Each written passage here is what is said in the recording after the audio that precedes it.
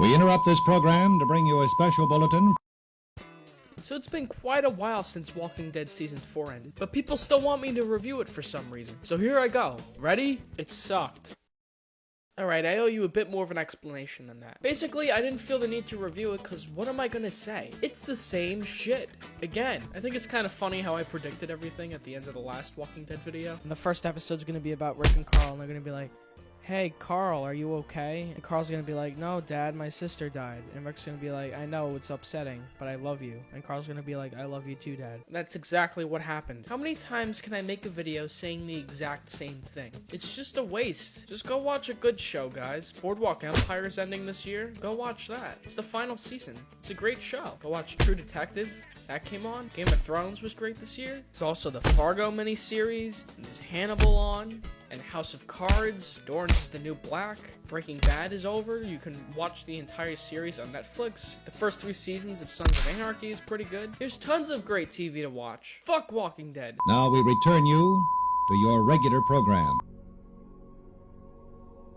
This movie sucks. It's really boring. It's a critical and financial flop. A quite interesting one at that. Transcendence is just a boring film. Maybe it was made without style for a reason, to emphasize how Johnny Depp is not a human anymore. Maybe that's why everyone is boring in this movie. Or what I think is the more logical reason is that no one gave a shit about this movie. The director, the writer, the stars, the everything. No one cared. It's not the worst thing ever made, but it's just much like Walking Dead. Oh no. It has potential, but it's boring. And I find it quite interesting when you get a bunch of competent people together and they just make a piece of shit because no one cares about it. It's not the case of Transformers 2 or Man of Steel, where there were a bunch of talentless hacks and morons working on the project, and studio interference, and all kinds of nonsense and toys they have to sell. There's nothing like that here. This is just a bad movie. It's not made to sell toys. It's just made to sell movie tickets, which is kind of refreshing in a way, because every other film I've seen this year is trying to sell something beside the film itself. Toys and video games and sex dolls. But it just goes to show you don't have to be a big, stupid Hollywood blockbuster to be a big, stupid Hollywood blockbuster, if that makes any sense. Johnny Depp. He was a great character actor, remember that? Every character he played, he just played it perfect. I think Johnny Depp is a great actor, if you give him the right part. I think every actor works in certain roles, but when they go beyond that, it just doesn't work out. I'm sure even Daniel Day-Lewis has a limited range. Everyone does. When you give him a role like this, it just doesn't work out. It's like putting Sam Jackson in the Star Wars movies. Johnny Depp can play Ed Wood, because Ed Wood is an exaggerated person. He's great as Ed Wood. He's great as Jack Sparrow. They're not realistic in any way. They're silly and goofy. And Johnny Depp is an actor who can bring these goofy characters to life and make them somewhat human and sympathetic. That's what he's good at. He can play a larger-than-life person with no problem. But when he has to play a normal, everyday man, he sucks. Joseph sent over Casey's files. He was decoding synapses in real time. But with the right input algorithms, I need to get back to the lab. He's just boring. When you're playing a real person, you have to be more subtle. And Johnny Depp is not good at playing subtle. So he either cranks it all the way up. You get back on in there and you assert yourself, and I think you'll find the people of this here town to be surprisingly hospitable. Thank you, Sheriff. What? Not you again. I stand corrected. Or all the way down. You walked into Joseph's class on Tuesday, April 16th. Rain the night before, but that day the sun was out. Joseph said you were out of my league, but I always like the challenge. He's not playing a realistic person here. He's just not doing anything at all. He always looks bored, because he doesn't know how to play a real person. He's never had to do it before. So why would you give this role to Johnny Depp? He also draws in a large crowd, because lots of people like Johnny Depp. So maybe they thought if we cast Johnny Depp, people will go see this boring movie. They were wrong, because Johnny Depp is not as big of a name as he used to be. While I did credit Johnny Depp with being able to bring larger-than-life characters to the screen, he has been doing that for how long? Ever since 21 Jump Street. So people are kind of sick of it, because he's such a success that he can't get any more interesting projects. It costs a lot of fucking money to get Johnny Depp in your movie, and so smaller, more interesting projects can't afford him. The only people that can afford him are big studios like Disney, who make big, stupid, shitty blockbusters like The Lone Ranger and Alice in Wonderland. Those are the only people who can afford him, so he stars in a bunch of garbage that no one wants to see, and it destroys his reputation. This time last year, our first presenter was the biggest movie star on the planet. But I insulted his film The Tourist, causing his career to plummet so far that he was forced to work with me on my new show, Life's Too Short. Have you... Ready? I guess so. Have you seen The Tourist yet?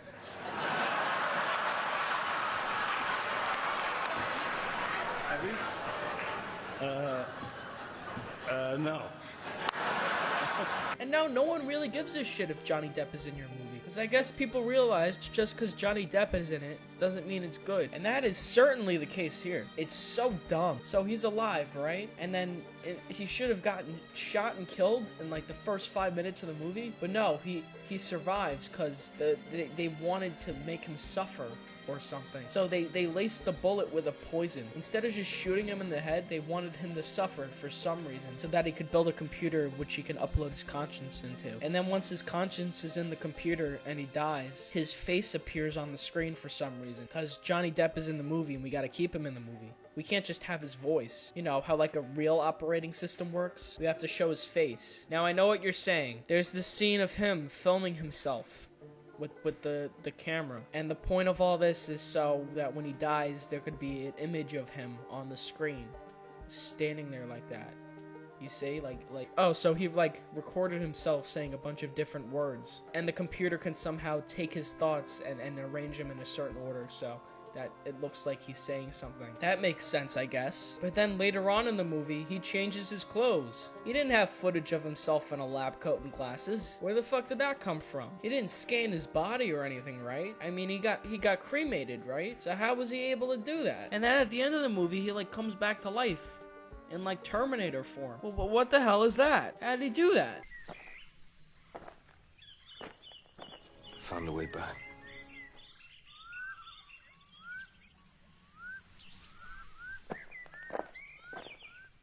They don't even explain it. They just need to throw Johnny Depp in at every point, because Johnny Depp costs a lot of money. What if you put a smaller actor in here? Someone who could play a realistic person and give this character, you know, depth, so that when he dies, you feel bad for him. And then for the rest of the movie, we don't see him at all. We just hear him a little. You thought it was up. Last moment, last time you look in those eyes, the possibility. But, like, that's effective. But this is just fucking dumb. The music. How often do I complain about music?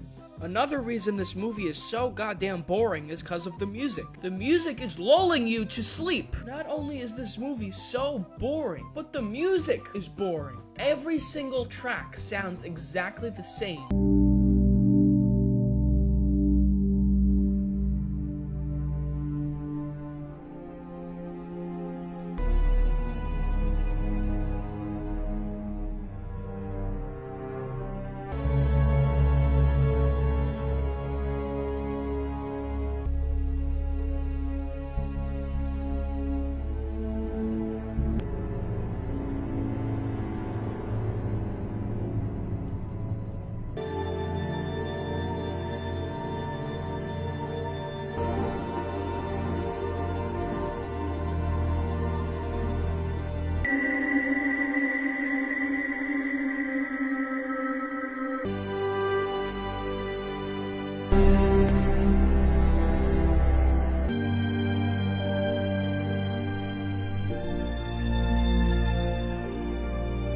This is the music that people with sleeping problems play when they're trying to fall asleep. And you make this the soundtrack to your movie when something exciting or intense is going on or a character is dying? You play this shit?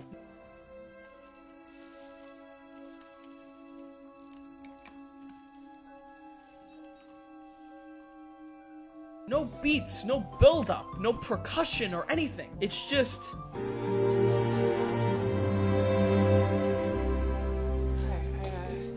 Have a reservation under touring, I think.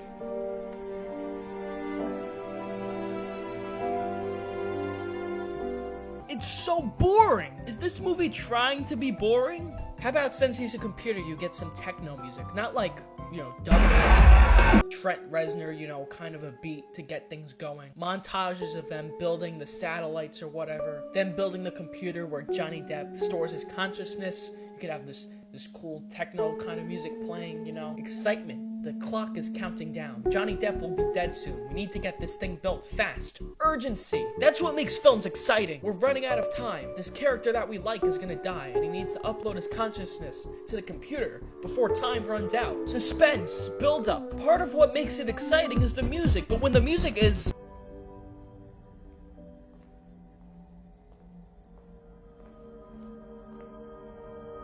I'm going to add music to this scene. Watch how much more effective it is. Now the emails.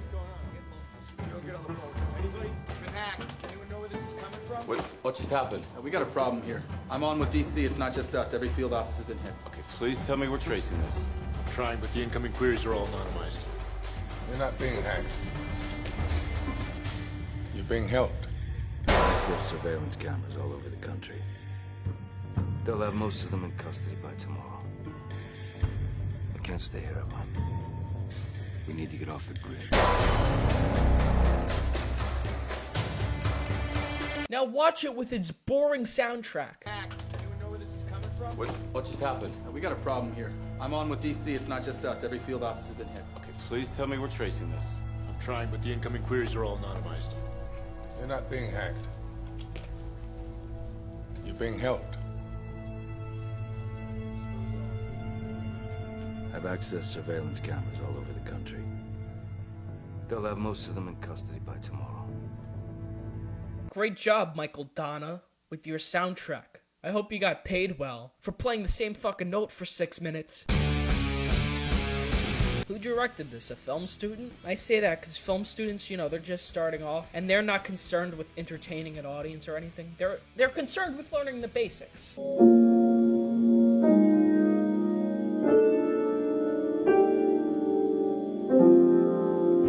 Which is totally acceptable. But at some point you grow beyond that and learn that maybe filming flowers and shit for 20 minutes is kind of boring, and I should actually try to entertain the audience, get them to care about these characters or something. Apparently the guy who directed this movie did not go through that stage yet, so he's still concerned with making shots look nice, I guess, instead of having any actual build-up or tension or things that are interesting. Right from the outset, I planned on shooting this film on 35mm anamorphic film. And really, in an age when people are bragging about their 4K cameras, 35mm anamorphic has to be scanned at 8K in order to get all the resolution on the screen. It's very interesting. Considering this is a film and not a demo reel, I'd actually like to discuss the characters, the more human elements of the story. Do you mind discussing those for a little while? So even going to a digital intermediate, you're losing a lot of the resolution that's inherently part of this format. So we're also doing a film finish with the exception of the visual effects that are going to be scanned in at 4K or 5.6K. Very good. The performances, everyone acts like kind of like a robot in the film. Is this done intentionally to forward your message how humans are becoming more dependent on robots and machines, that they themselves are starting to become inhuman? And so that the hope is that any shots that don't have visual effects will remain on the screen in that a form that's effectively, 8K. And that, I think, will make a huge difference when we blow it up to IMAX. We're also releasing the film in IMAX, which I've done with the last 5 or 6 films. Wally P. Pfister is the director of this film, or as most of you know him, the DP for Christopher Nolan, a much better filmmaker. A filmmaker who knows how to make things intense and create characters that you care about. Wally didn't know any of these things. He just thought pointing a camera at people would be okay. Little did he realize that making films is actually a bit more complicated than that. See, when you make a film, every shot needs to mean something. Close-ups mean something. Long-distance shots mean something. Things that are in focus mean something. Depending on the way you shoot the scene, you can make scenes scary or intense or something, but every scene is shot exactly the same. Boring. When people talk, the camera goes there, and then it cuts to the other person, and then it cuts back to that person. Instead of showing interesting angles, or interesting lighting, light and dark, contrast, low angle shots, high angle shots, close-ups. Notice how I'm showing scenes from my movie? Because I am 17 years old and I understand more about filmmaking than this fucking guy does. He is part of the reason this movie is so boring. I thought he'd learn something from Christopher Nolan. Christopher Nolan knows how to build scenes well. Did Wally not take any notes? Did Chris help with this project at all? Or was he too busy talking sense into Zack Snyder so that he wouldn't fuck up Batman vs. Superman? Now, there are shots that do look nice, but they either don't mean anything, or they're so not subtle that the subtext becomes obvious. Oh my, look at how brilliant this shot is. See it? You get it? It looks like sperm. You're so clever, because that's how people are created, you know? Life, as opposed to how technology is created. You're creating a contrast. I get it, because there's life being created with the sperm, and then in the background there's lights and technology. Maybe it was all inevitable. An unavoidable collision between mankind and technology. Oh great, narration. Will it ever show up again? No. Oh, it does. At the end of the film. The virus took out everything. A worldwide blackout, just as they'd said. So the only two parts of the film that are narrated is the beginning and the end. Because you don't know how to tell us what's going on visually, because you're not a good director. So you just have some guy explain it. He created this garden for the same reason he did everything, so that they could be together. And then in the middle of the film, Morgan Freeman is the narrator for one scene. You must know that to Will, you were all that ever mattered. Your love and partnership was the kind the rest of us can only dream of. Will he ever narrate the film again? No. I'm not that fond of narration in general, but if you can make it make sense in the film's universe, or if you're consistent with it, then it's totally acceptable. I have a hard time piecing together how this whole apocalypse thing happened. Could have been chemical warfare, or an airborne virus, or a radioactive outbreak monkey. But it doesn't really matter. This is what we are now. Goodfellas, the whole movie is narrated by the same two people, so it makes sense. One day, some of the kids from the neighborhood carried my mother's groceries all the way home. You know why? It was out of respect. Casino, the whole film is narrated by the same two people. And I opened up my own jewelry store too, the Gold Rush. Sometimes I used to go along on a heist just for the fun of it. Wolf of Wall Street, every scene is narrated by Jordan Belfort, one person. It's consistent. These little bastards were so strong, I discovered a whole new phase. The cerebral palsy phase. So it makes sense. Notice how all three of these are from Martin Scorsese, who is a good filmmaker and knows what he's doing. When you have the movie begin or end with narration, it's just lazy. We still don't know how it started. We bought ourselves some time, but it's given us a chance. Others have found a way to push back. If you can fight, fight. Be prepared for anything. Our war has just begun. The environment is healed. Honesty, courtesy, and kindness are practiced by all. Our world has never been more perfect. They occupy the bodies of almost all human beings on the planet. The few humans who have survived are on the run. From the moment the invaders arrived, breathed our air, ate and drank, they were doomed. They were undone, destroyed, after all of man's weapons and devices had failed, by the tiniest creatures that God in his wisdom put upon this earth. By the toll of 1 billion deaths, man had earned his immunity, his right to survive among this planet's infinite organisms. For neither do men live nor die in vain. Because you don't know what you're doing, and you don't know how to get this information across because you're not a good director.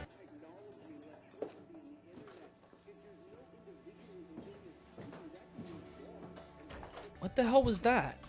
You just cut to a cake shop, and he took the cake, and he left. Alright, what was that? Then he brings the cake to the office, and we think it's gonna be a bomb or something, and then he opens it up, and it's just a cake. It turns out the cake had poison in it. Oh no, the cake poisoned a group of people who we know nothing about. See, if I had made this scene, I would have had some build-up. I would have showed them making the cake. I would have showed Kate Mara packing up the cake with intense music playing in the background. And then the guy picks it up, and then he drives over to the place. A place that we have already established, you know? so that when he delivers the cake to the people, we actually give a shit about what's going on. I would have established Morgan Freeman's character already. I would have established where this place was already. I would have established who these people are already, so that when they get poisoned and more intense music starts to play, it actually has an impact on the audience, as opposed to...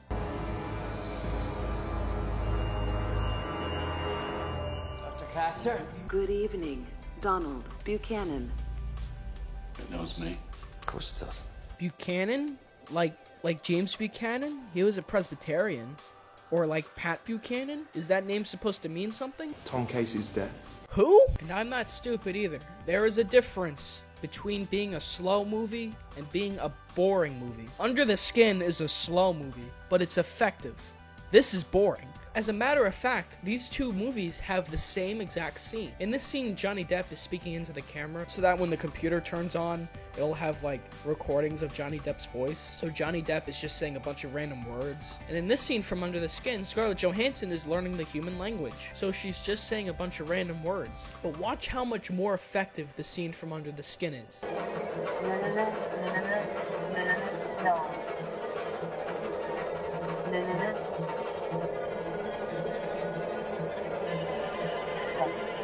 Field, film, films, foil, fail, found, films, girls, nod,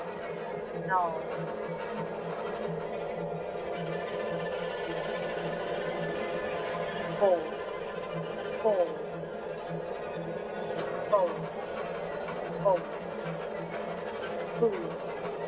Who? Sell. Interesting visuals, good music, build up. What am I watching? What's going on? It's what keeps the film goer watching the movie, as opposed to Transcendence with its boring flat shots and boring acting and boring music and boring everything. Law. Label. Labor. Labyrinth. Place. And you have a director who doesn't know how to portray humans realistically, or create a tone, or create suspense. It just turns out to be a series of shots that are compiled into a 2-hour thing of shots. And that's all it is. That's why he's a good DP and not a good director, because he can shoot things. Filmmaking is storytelling. It's not just shooting things.